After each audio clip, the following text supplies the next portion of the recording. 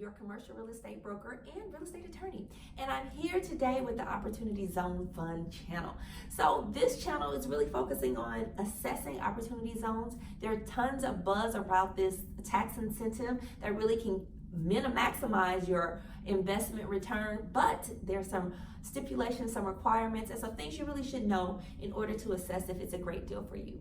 And today we're talking about the team. Yes, it's not a solo project when it comes to opportunity zones, and to really optimize it and do it correctly, you need a strong team around you to make sure that they are protecting your interests. And as new regulations roll out, you're understanding how opportunity zones are changing and making sure you're still in compliance.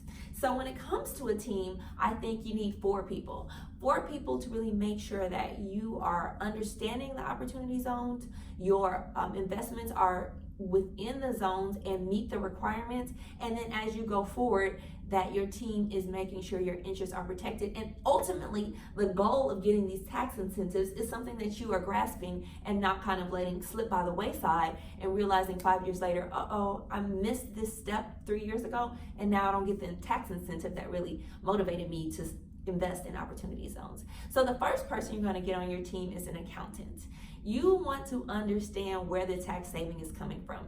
Let's not forget that opportunity zones, the requirement is for when your money goes in as an investor. So the fund could have existed before you got your individual money in, but your savings will come starting the day you make an investment. So that's really something that you need your individual accountant to track, because it will be different than what's going on with the fund in general, especially if it's not project or home specific. If it's several properties in the zone, you want to track where your money is going, and if it is putting you either in deferral status when it comes to making short-term or long-term capital gains investments, or if it is putting you in line with the capital gains step up that happens at year 5, year 7, and year 10. So making sure your accountant is keeping track of all of your tax incentives is very important. The second team player that you need is an attorney. Yes, you need to talk to somebody about the compliance status, where all of it fits in, and most importantly, as new regulations roll out, you want to make sure you understand it. You want to make sure that the properties in your zone are in compliance. You want to make sure that any reporting requirements are met by your Opportunity Zone Fund.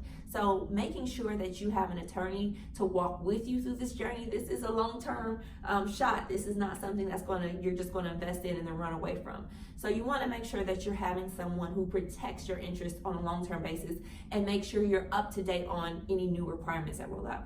The next thing you're going to need is a fund manager. So these are self-regulating funds, but that doesn't mean that you can just play willy-nilly with the IRS, because if you miss some requirements, or if they think you miss some requirements, they can absolutely audit you, and there are absolutely penalties for failing to meet some of these requirements, such as the 90% investment rate in opportunity zone areas.